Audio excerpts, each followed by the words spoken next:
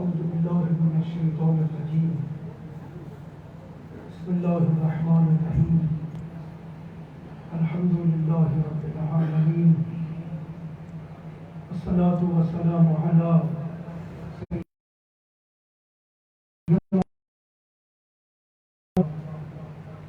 أما بعد، قال الله تبارك وتعالى في كلامه المجيد والقرآن العظيم: بسم الله الرحمن الرحيم. إن هذا القرآن يهدي للتي هي أقوم. صلوات پر محمد وعلى اللهم صل على محمد وعلى محمد. یہ ساری ثواب کی مجلس ہے اور غدیر، جشن غدیر ائمہ علیہ السلام کی حکم کے مطابق مومنین کی 4 بڑی عیدیں ہیں: عید الفطر، عید الاضحیٰ اور عید غدیر اور روز جمعہ مبارک. انسان کے لیے عید غدیر بہت بڑا راز ہے، اسرار ہے. میں تیاری کر کے آیا تھا کہ میں آپ کے سامنے حیات طیبہ کے بارے میں گفتگو کروں، لیکن میرے دل میں خیال آیا کہ چونکہ محرم قریب ہے، جس معاشرے میں ہم رہتے ہیں اس میں عزاداری کے بارے میں، ماتم کے بارے میں بہت ساری چیزیں ہیں جس کا تعلق عزاداری کے ساتھ ہے. لوگ ابھی محرم کا چاند ابھرا نہیں، لوگوں کے ذہنوں میں سوالات ابھرنا شروع ہوتے ہیں اور بلاخر انسان کہیں کا کہیں پہنچ جاتا ہے. مثلا ہم تو بچپن سے سنتے آئے ہیں کہ یہی موچی دروازہ، یہی مثال ہے کہ جناب فلاں چیز کو قرآن سے ثابت کریں، فلاں چیز کو قرآن سے ثابت کریں. ساری زندگی ہمارے اسٹیجوں پر، ممبروں پہ بیٹھنے والے بہت ساری چیزوں کو قرآن اور حدیث سے ثابت کرتے کرتے دنیا سے چلے گئے، لیکن بات ان لوگوں کے ذہنوں میں بیٹھی نہیں. میرے پاس ایک مضمون ہے، ہمارے استاد معظم آیت اللہ مصباح یزدی کا ایک لیکچر میرے پاس ہے. اس کو میں نے مسجد میں اپنی 2 مرتبہ مختلف اوقات میں اس کا تذکرہ کیا ہے. اگر وہ مضمون میں آپ کی خدمت میں پیش کرنے میں کامیاب ہو جاؤں تو میرے خیال میں اپنے طالب علم کی ذہنیت کے مطابق کوئی بھی سوال عزاداری کے بارے میں تشنا نہیں رہ سکتا. کیونکہ میں، اگر آپ مجھے اجازت دیں تو میں 5-10 منٹ میں آپ کی خدمت میں وہ مضمون عرض کر دوں. بات یہاں سے شروع کروں کہ اللہ تبارک و تعالیٰ نے جب اپنی مخلوقات کو خلق فرمایا ہے، تمام مخلوقات کو، اس میں جمادات بھی ہے، نباتات بھی ہے، حیوانات بھی ہیں، انسان بھی ہے. بڑی قابل غور کچھ نکات ہیں اس میں. اللہ نے جب مخلوقات کو خلق فرمایا تو کچھ اصول ان مخلوقات کی مٹی میں، اس کے خمیر میں گوندھ دیے، شامل کر دیے، جیسے نمک، آٹے میں نمک کو شامل کر دیا جاتا ہے. اس طریقے سے اللہ نے ہر مخلوق کے خمیر میں، اس کے وجود میں، اس کی مٹی میں اصولوں کو شامل کر دیا. نتیجہ یہ نکلا کہ جب وہ مخلوق بنی، وہ اصول اس کی چونکہ مٹی میں شامل تھے، اس اصولوں سے وہ مخلوق اپنی جان نہیں چھڑا سکی. اس کی میں مثالیں آپ کے سامنے رکھ دیتا ہوں. اگر وہ اصول جو اللہ مخلوقات کو بناتے وقت ان کے خمیر میں ڈالتا ہے، اگر وہ حیوانات، جمادات میں اور نباتات میں پائے جائیں، اس کو کہتے ہیں طبیعیات، اسے کہتے ہیں فزکس. یعنی اگر آپ ایک پودا 50 روپے کا نرسری سے لے کے زمین میں گاڑ دیں، سورج کی روشنی، ہوا اور پانی اسے متناسب طریقے سے ملتا رہے، دنیا کی کوئی طاقت اس پودے کو درخت بننے سے روک نہیں سکتی. کیوں؟ نظام ہدایت الہیہ، اللہ کا نظام ہے، اس نے گروتھ کرنا، بڑھنا اس پودے کے اندر وجود میں شامل کر دیا ہے.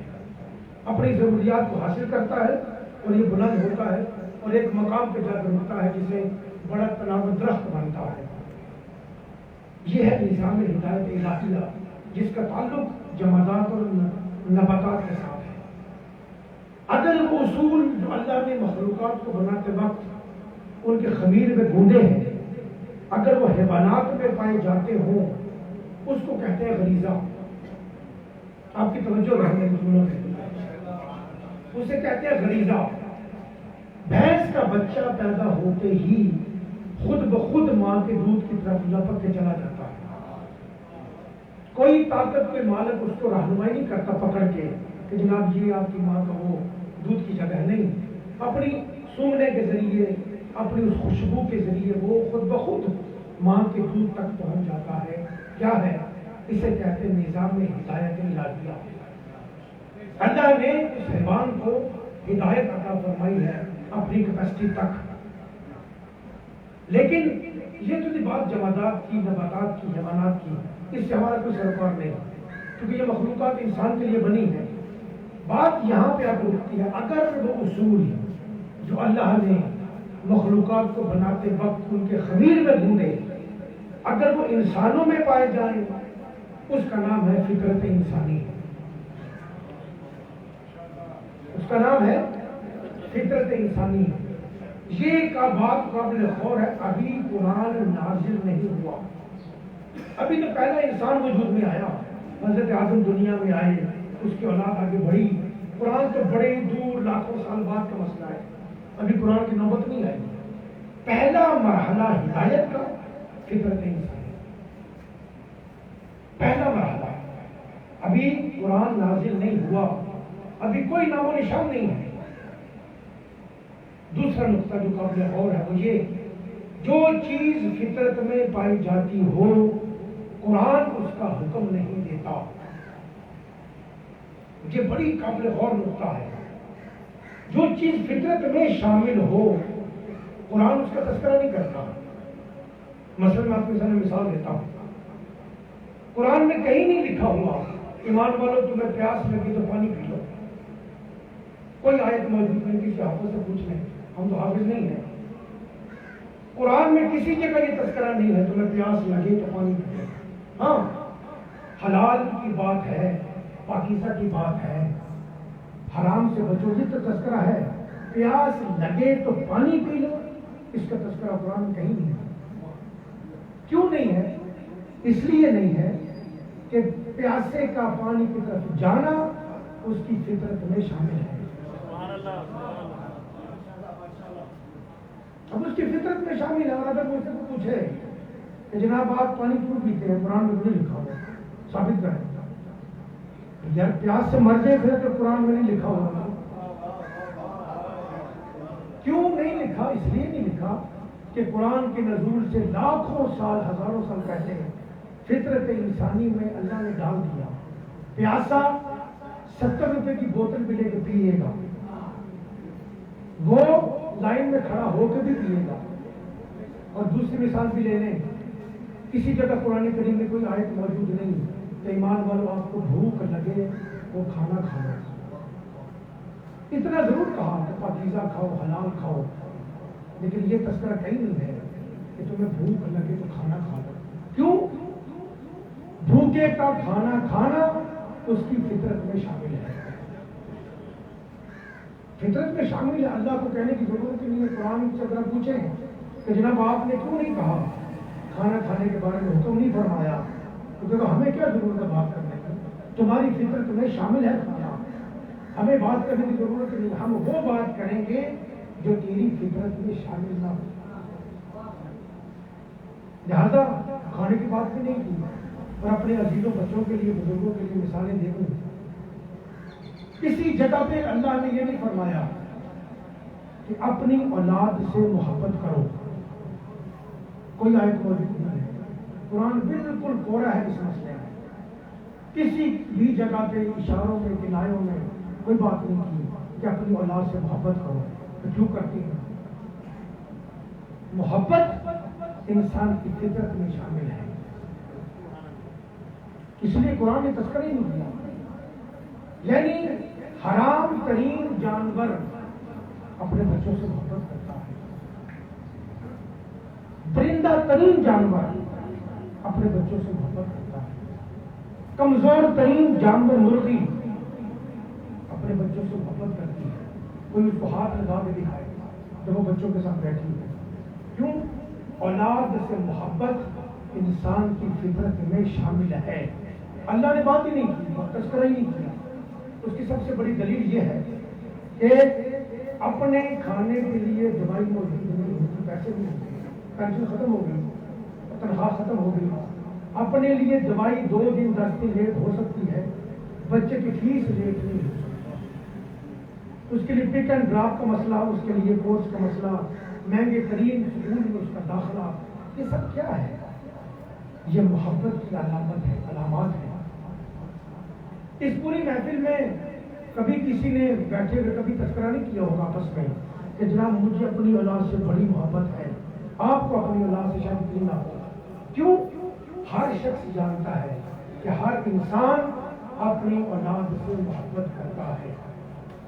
سب کچھ بیچ دے گا، بھائی چھوڑ سکتا ہے، ماں باپ کو چھوڑ سکتا ہے، بہنوں کو چھوڑ سکتا ہے، محلہ چھوڑ دے گا، ملک چھوڑ دے گا، سرزمین چھوڑ دے گا، سب کچھ بیچ کے لاہور میں شفٹ ہوگا. کس کے لیے؟ بچوں کی تعلیم و تربیت کے لیے. یہ کیوں ہے؟ محبت کی علامت ہے یہ. لیکن جو زیادہ قابل غور مسئلہ ہے، اولاد سے محبت فطرت میں شامل تھی، قرآن نے بات ہی نہیں کی، تو کہنے کی ضرورت ہی نہیں ہے، کرے گا، ہو ہی نہیں سکتا. وہ جو ہمارے ہاں جو محاورہ ہے کہ اگر کوئی گھر میں نکما لڑکا ہو تو اس کی بڑی جلدی شادی کر دو، شادی کریں گے جو ہی اس کی اولاد ہوگی، اب وہ نہ دھوپ دیکھتا ہے، نہ چھاؤں دیکھتا ہے، نہ بارش دیکھتا. کیوں؟ اولاد کی محبت میں سب کچھ کرنے کو تیار ہے. کیوں ہے؟ صرف انسان نہیں کرتا، حیوانات بھی کرتے ہیں.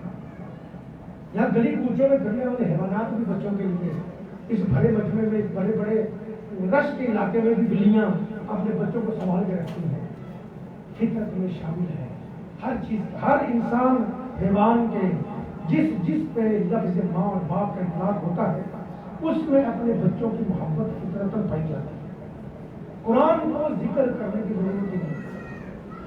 لیکن میرے عزیز بچے اس بات کو نوٹ کر لیں، اولاد سے محبت فطری تھی، قرآن نے تذکرہ ہی نہیں کیا، بات ہی نہیں کی، چھڑا ہی نہیں. لیکن اولاد کی محبت والدین سے فطری نہیں تھی.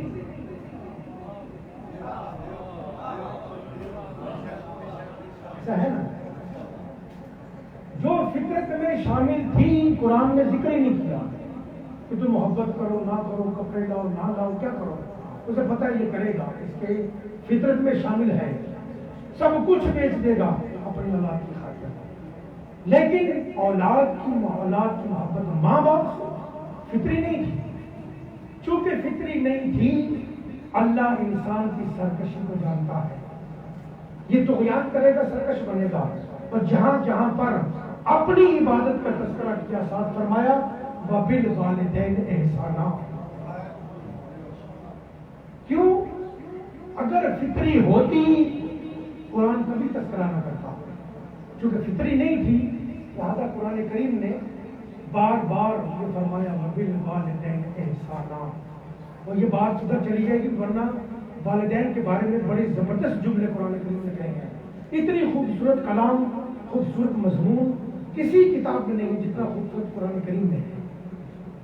یہاں تک تو بات آ گئی کہ ہدایت کا پہلا مرحلہ فطرت انسانی. اب میں یہاں پہ آپ کو وہاں اس منزل پہ لے آؤں. دوسرے 2 مراحل بیان کرنے سے پہلے فطر کا ایک قانون ہے، فطرت کا، جس سے انسان کو محبت ہوتی ہے. غور فرمائیے، جس سے انسان کو محبت ہو، عقیدت ہو، عشق ہو، انسان فطری طور پر اس کی خوشی میں خوش ہوتا ہے، اس کے غم میں غمزدہ ہوتا ہے. فطرت میں شامل ہے جس سے محبت ہو، جس سے عقیدت ہو، جس سے عشق ہو، اس کی خوشی میں خوش ہوتا ہے اور اس کے غم میں غمزدہ ہوتا ہے. اس کی بڑی مثال تو ہم عرض کرتے رہتے ہیں کہ ایک ماں کے گھر میں اگر اس کے بیٹے کو اللہ بیٹا دے اور وہ دادی بنے، خود پورے محلے میں مٹھائیاں تقسیم کرتی ہے. لیکن اگر وہی بیٹا کسی حادثے کا شکار ہو کر دنیا سے چلا جائے، سب سے زیادہ شدید گریہ ماں کا ہونا ہے. کیوں؟ سب سے زیادہ محبت بچے کے ساتھ ماں کو ہوتی ہے. لیکن جب اس جوان کا فرض کریں دنیا سے چلا گیا، اب آپ دیکھیں وہاں پہ اس گھر میں، جنازے والے گھر میں 3 کیٹیگریوں کے لوگ موجود ہوتے ہیں. ایک ہے ماں جس کا گریہ سب سے شدید ہے کیونکہ اس کا تعلق سب سے گہرا ہے. اس کے بعد اس کے مرحوم کے چچا، ماموں، خالو، دوسرے رشتے دار، ان میں وہ شدت نہیں جو ماں کے گریہ میں شدت ہے. تعلق ان کا بھی ہے لیکن اتنا نہیں ہے. اور تیسرے مرحلے پہ وہ لوگ ہیں جو گلی کوچوں میں جنازہ نکلنے کا انتظار کرتے ہیں، غم کی شکل بنا کے، افسوس کی خبر بنا کے چہرے پہ غم کا اظہار کرتے ہیں. 3 کیٹیگریوں کے لوگ موجود ہیں. ماں سب سے شدید رد عمل چونکہ سب سے قریبی محبت کا تعلق ہے. اس کے بعد رشتے دار، اس کے بعد گھر اور محلے کے لوگ. عزیزاً محترم، جس سے محبت ہوتی ہے، جس سے عقیدت ہوتی ہے، جس سے عشق ہوتا ہے، اس کی خوشی میں انسان خوش ہوتا ہے فطرتی طور پر، اور اس کے غم میں غمزدہ ہوتا ہے. یہاں پہ جواب موجود ہے، ہم حسین کی عزاداری کیوں کرتے ہیں؟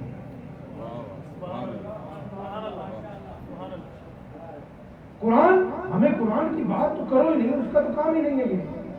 اگر عزاداری سید شہداء کو قرآن سے ثابت کرنا پڑے تو پہلے پانی پینے کو قرآن سے ثابت کیا.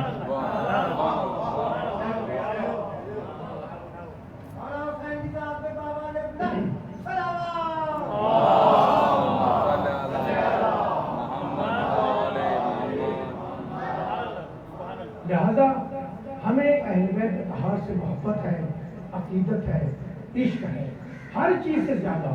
لہذا ان کی خوشی میں ہمارا اظہار سب سے نمایاں ہوتا ہے، اور ان کے غم میں ہمارا غم کا اظہار سب سے نمایاں ہوتا ہے. اس کا تعلق نہ قرآن کے ساتھ ہے، اس کا تعلق نہ حدیث کے ساتھ ہے، اس کا تعلق نہ کسی واقعے کے ساتھ ہے.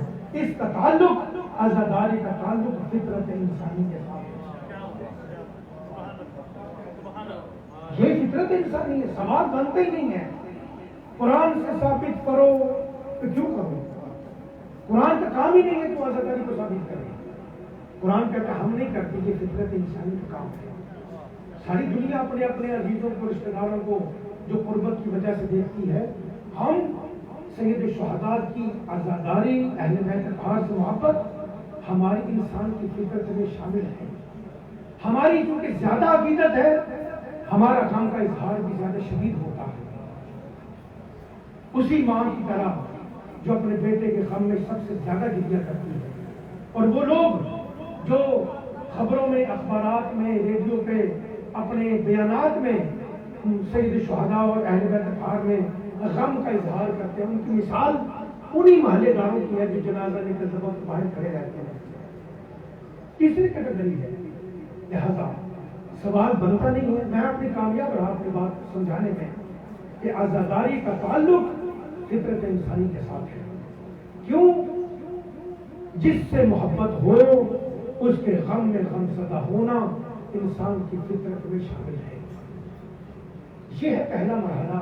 ابھی قرآن نازل نہیں ہوا، لیکن فطری معاملات محدود ہیں، تھوڑے ہیں. پورا نظام ہدایت مکمل ہوتا نہیں ہے.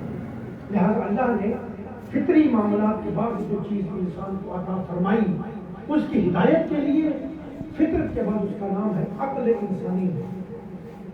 ابھی بھی قرآن نازل نہیں ہوا. دوسرا مرحلہ ہدایت کا، یعنی جس چیز کو عقل ثابت کرے قرآن اس کو ثابت نہیں کرتا. اگر عقل کہے کہ 2 + 2 4 ہوتے ہیں، یہ تو عقل کا قانون ہے. قرآن سے آپ پوچھیں کہ آپ قرآن بتائیں جی 2 + 2 کتنے ہوتے ہیں، قرآن سے یہی جواب ملے گا جب ہمارا کام نہیں. عقل کیا کہتی ہے؟ جب عقل یہ کہتی ہے 2 + 2 4 ہوتے ہیں، لہذا قرآن کا بھی وہی فیصلہ ہے. دوسرا مرحلہ عقل انسانی ہے. یہ جو ہمارے ہاں عزاداری کا تعلق تو ہوگا فطرت کے ساتھ، لیکن کچھ رسومات اور کلچر، ثقافت، اس کی میں مثال اکثر دیتا ہوں کہ شریعت کے حکم جو ہوتا ہے اس کے میں اختلاف نہیں ہوتا. مثلا نماز، شیعہ یعنی امیر المومنین کس طریقے سے نماز پڑھتے ہیں، یمن کے شیعہ بھی ویسے ہی پڑھتے ہیں، ایران اور عراق کے شیعہ بھی ویسے ہی پڑھتے ہیں، ترکی کے شیعہ بھی ویسے ہی پڑھتے ہیں، ہندوستان پاکستان کے بھی ویسے ہی پڑھتے ہیں.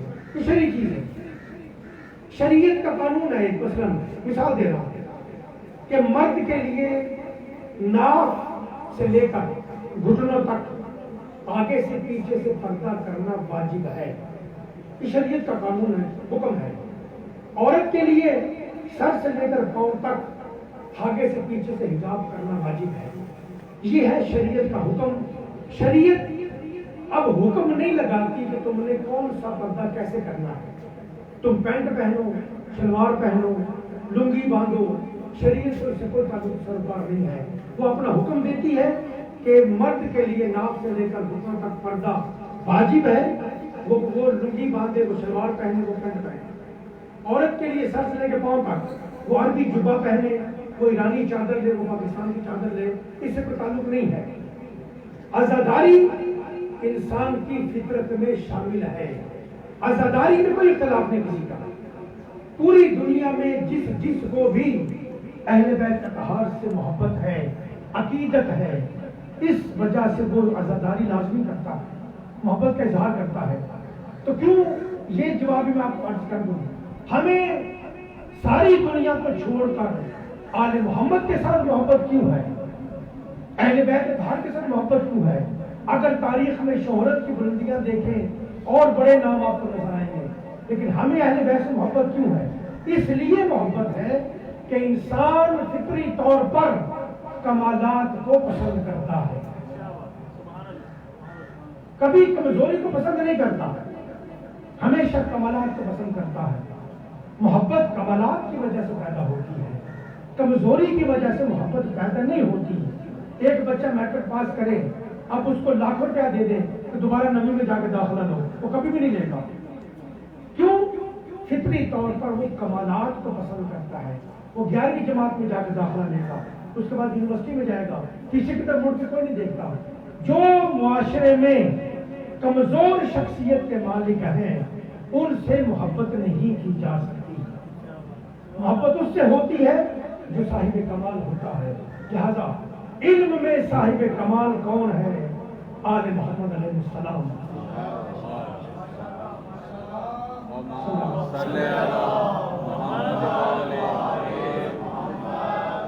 شجاعت میں جتنے انسانی کمالات ہیں، تمام کمالات میں جو درجے اوپر موجود ہیں کمال پر، ان ہستیوں کو آل محمد کہا جاتا ہے.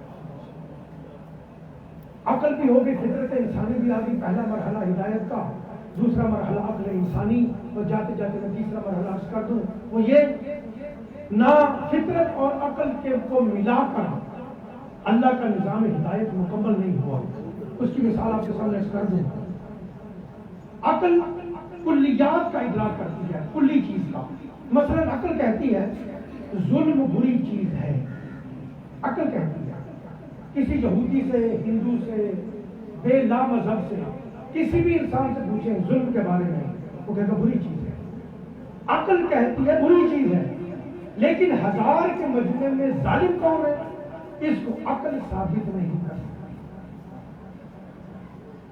یہاں پہ آ کر عقل اپنے ہاتھ کھڑے کر دیتی ہے. اللہ نے فرمایا اے عقل، جہاں تم ہاتھ کھڑے کرو گی وہاں پہ میں محمد کو نازل کر دوں گا. وہاں پہ کیا ہوا؟ تیسرے مرحلے پر. تیسرا مرحلہ نزول وحی الہی. پہلا مرحلہ فطرت، دوسرا مرحلہ ہدایت کا عقل انسانی، تیسرا مرحلہ نزول وحی الہی. اب مکمل ہو گیا نظام ہدایت. قرآن سب سے بڑی وحی ہے جس کا نام ہے قرآن کریم.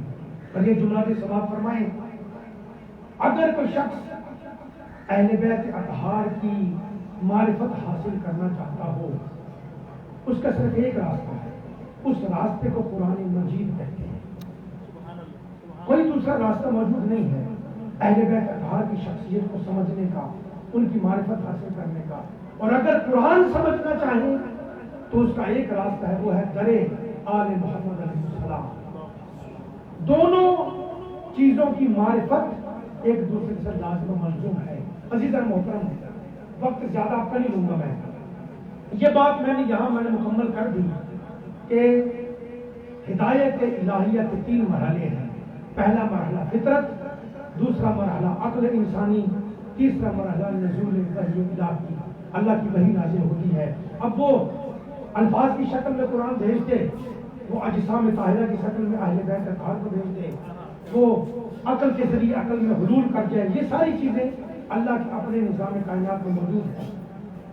لیکن جس مرحلے میں میں آپ کو لانا چاہتا ہوں یہ اللہ نے فرمایا من عمل صالحا من ذکر و انثی، جو مردوں میں سے عورتوں میں سے عمل صالح انجام دے، وَلَنُحْيِيَنَّهُ حَيَاةً طَيِّبَةً، ہم اس شخص کو عورتوں میں سے مردوں میں سے جو عمل صالح انجام دے اس کو حیات طیبہ عطا کرتے ہیں۔ سوال یہ ہے جو عمل صالح انجام دے رہا ہے، پہلے تو جناب بہترین مسلمان ہے، مومن ہے، عمل صالح انجام دینے والا، بہت جگہ پہ قرآن کریم نے فرمایا اِلَّا الَّذِينَ آمَنُوا وَعَمِلُوا الصَّالِحَاتِ، عمل صالح انجام دینے والے کو کہا جو عمل صالح انجام دے ہم اس کو ایک زندگی عطا کرتے ہیں جس کو حیات طیبہ کہا جاتا ہے۔ یہاں پہ امام جعفر صادق علیہ السلام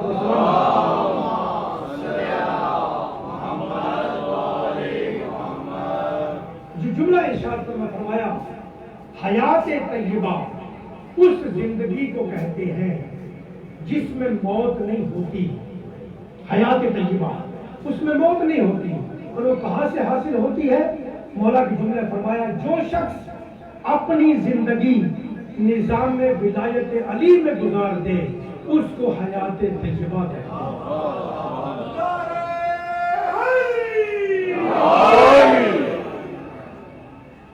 معصوم کا ارشاد ہے ولایت امیر المومنین زبانی نعرے کا نام نہیں ہے، ایک نظام ہے، ایک سسٹم ہے جو زمین پر اللہ کے قانون کو نافذ کرتا ہے۔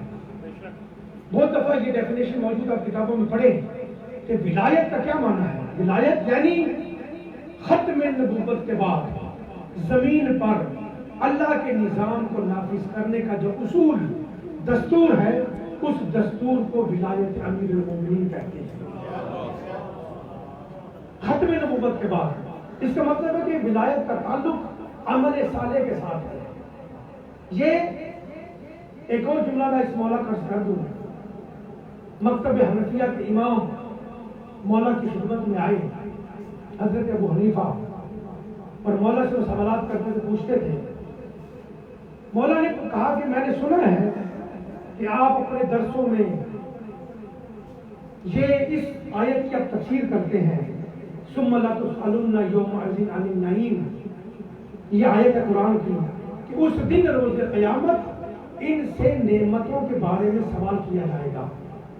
نعیم نعمت کے بارے میں سوال کیا جائے گا۔ مولا نے فرمایا کہ میں نے سنا ہے کہ آپ اس کی تفسیر کرتے ہیں کہ اللہ تم سے خوراک اور کھانے پینے کا پوچھے گا۔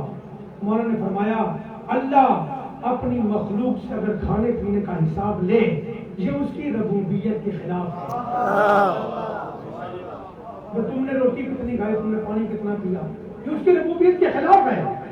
تو اس نے پوچھا مولا آپ خود فرمائیں ثم لتسألن یومئذ عن النعیم، ان سے نعمتوں کے بارے میں سوال کیا جائے گا۔ فرمایا اس نعمت کا جس کا روز قیامت روک کر سوال کیا جائے گا اس نعمت کو ولایت امیر المومنین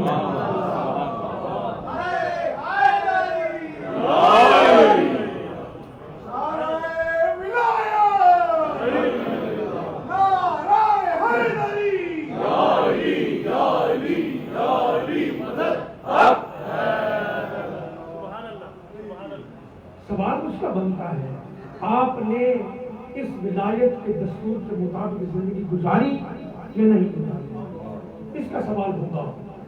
امیر نے کیا فرمایا، آپ نے عمل کیا کہ نہیں کیا؟ جو بھی حکم امیر المومنین پر زندگی گزارتا ہے اس کو حیات طیبہ عطا کی جاتی ہے، جس میں موت نہیں ہوتی، انتقال ہوتا ہے۔ انسان دوسری دنیا میں چلا جائے. عزیز المحترم، آخری مرحلے پر ولایت امیر المومنین، ولایت اہل بیت اطہار، ولایت آل محمد علیہ السلام، یہ کیا نسخہ ہے؟ یہ ہمیں کیا دیتا ہے؟ ایک تو یہ ہے کہ یہ انسان کی اس زندگی میں، انسان کی زندگی پر اثرات مرتب کرتا ہے. ولایت امیر المومنین کے اصول کے مطابق اگر زندگی گزاری جائے، یہ انسان کی اس زندگی میں اثرات مرتب کرتا ہے. آخرت کا مسئلہ تو بعد میں ہے، وہاں پہ سوال ہوگا کہ آپ نے کیا کام کیا، کیا نہیں کیا، عمل کیا کہ نہیں کیا. یہاں پر ولایت اثرات ہے جو میں آپ کے سامنے عرض کرتا ہوں. صلوات پڑھیں محمد والے. اللہم صلی علی محمد وآل محمد. زیارت جامع کبیرہ اگر مومنین کبھی اس نے پڑھا ہو، امام علی نقی علیہ السلام کی صلی علی محمد.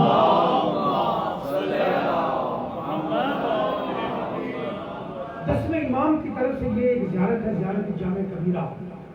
یہ فرمایا گیا کہ جو شخص معصوم کے حرم میں جا کے اگر اس زیارت کو پڑھے، سب سے بہترین زیارت پڑھنے کے لیے ہے ائمہ علیہ السلام کے حرم میں اس زیارت کو پڑھنے کا حکم ہے مولا کی طرف سے. اس میں مولا نے تقریباً 120-30 جملے ہیں وہ پیچھے جو شروع سے آتے ہیں زیارت میں، جس میں مولا نے اہل بیت اطہار کے کمالات کا تذکرہ کیا. مثلا فرمایا آپ حجت پروردگار ہیں، اب اس کے خزانوں کے مالک ہیں، اب اس کے امین ہیں. اس طریقے کے جملے ہیں. سارے 120-25 جملے بیان کرنے کے بعد فرمایا یہ جملہ قابل غور ہے، وما خصنا به من ولایتکم.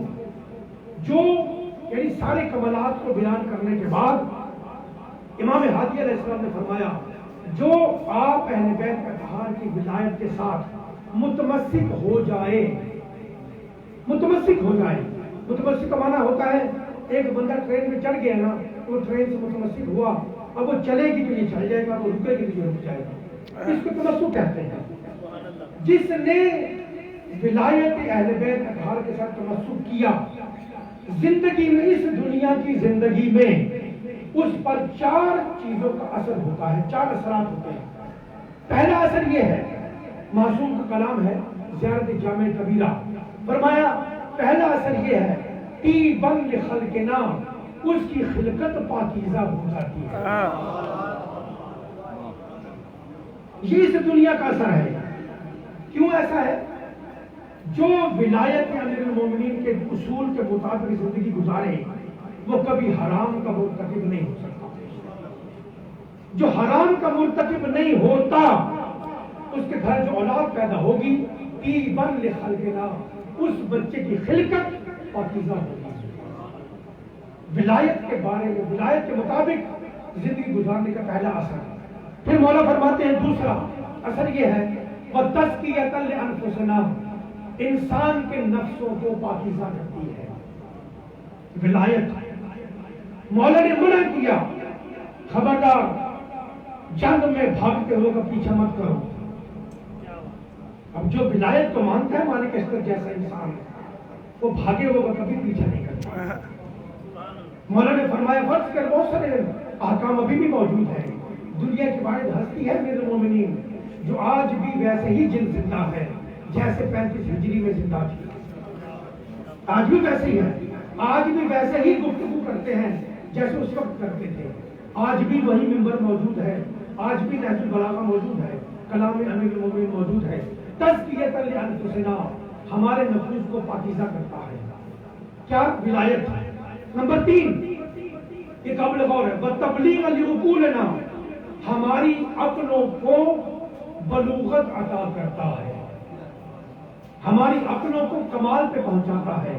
یعنی ولایت کے بغیر اگر کوئی شخص ہو ساری زندگی گزر جائے، مر جائے، وہ کبھی عقل کے بارے میں کبھی بالغ نہیں ہو سکتا ولایت کے نہ ہونے کی وجہ سے. ولایت کی نعمت انسان کی عقل کو بالغ بنا دیتی ہے. اور آخری جملہ وَكَفَّارَةً لِذُنُوبِنَا، یہ ولایت سے تمسک ہمارے گناہوں کو پردہ ڈال دیتی ہے، ہمارے گناہوں کو معاف کر دیتی ہے، ہمارے گناہوں کا کفارہ ہے. ولایت امیر المومنین علی ابن ابی طالب علیہ السلام صلوات پڑھتے ہیں.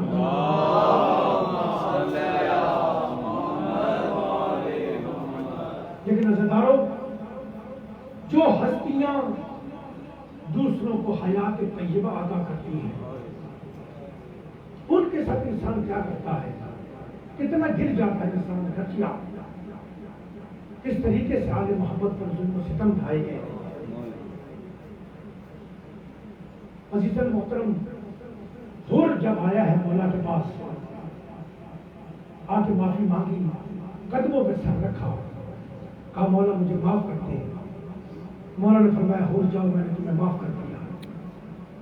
تو زندگی میں حور تھا، تو ایمان نے تجھے آزاد پیدا کیا. لیکن اس نے کہا مولا میرے دل مطمئن نہیں ہوتا، میرے دل کے اطمینان کی خاطر میرے بیٹے کو جنگ مرنے کی اجازت دے دی. مولا نے حور کا چہرہ دیکھ کے فرمایا حور تو بوڑھا باپ ہے، تیرا بیٹا جوان، تو برداشت نہیں کر سکے گا. لیکن منت سماجت کے بعد مولا نے اجازت دی. مولا اٹھے، اسے دعا دی، چلا گیا. لڑتے لڑتے حور کے بیٹے کے سر پر تلوار کا بار لگا. اس نے اپنے بابا کو آواز دی. حور جو مولا کے پاس بیٹھا اٹھ کے جانے لگا. مولا نے ہاتھ پکڑ کے روک لیا. حور تیرا جوان بیٹا حسین یہ برداشت نہیں کرتا، تو جوان بیٹے. حسین ابو الفضل عباس کو لے کر، شہزادے علی اکبر کو لے کر، اس جوان کے وجود پر جسم کو اٹھا کر اصحاب کے خیام میں لے کے آئے. میں ایک جملہ کروں گا، مولا حور کے بڑھاپے کا بڑا خیال، حور کے جوان کا بڑا خیال ہے.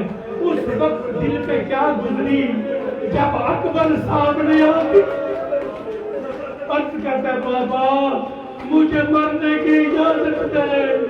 حسین نے اکبر کو سر سے پاؤں تک دیکھا، دیکھ کے یہ جملہ فرمایا، اکبر کاش تیرے جیسا تیرا بیٹا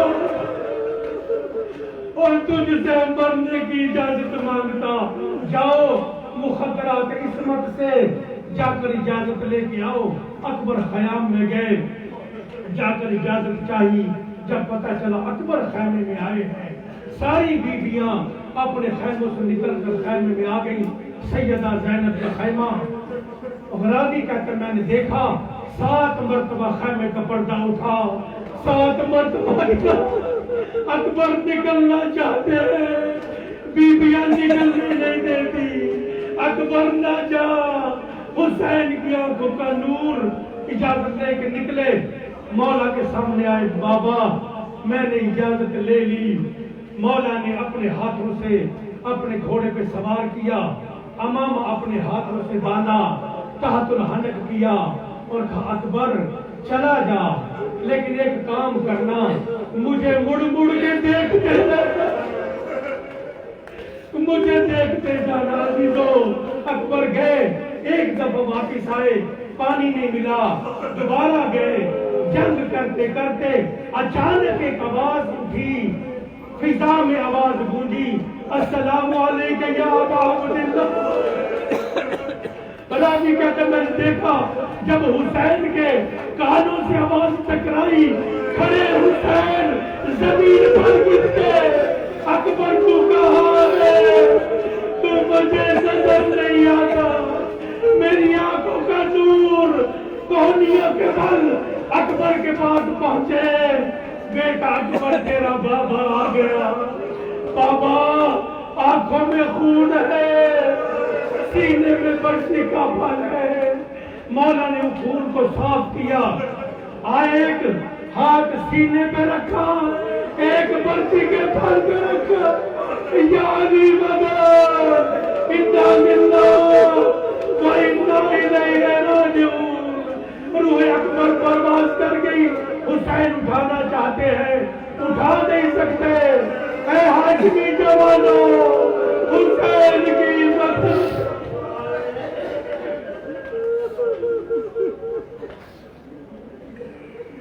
وسیعان نمبر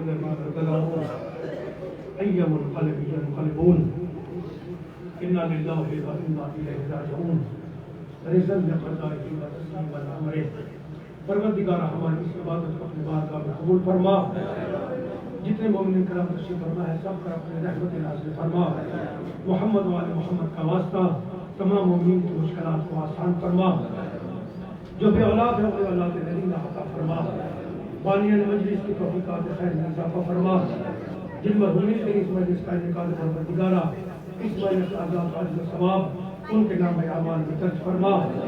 ان کی آخرت کے مناظر کو آسان فرما.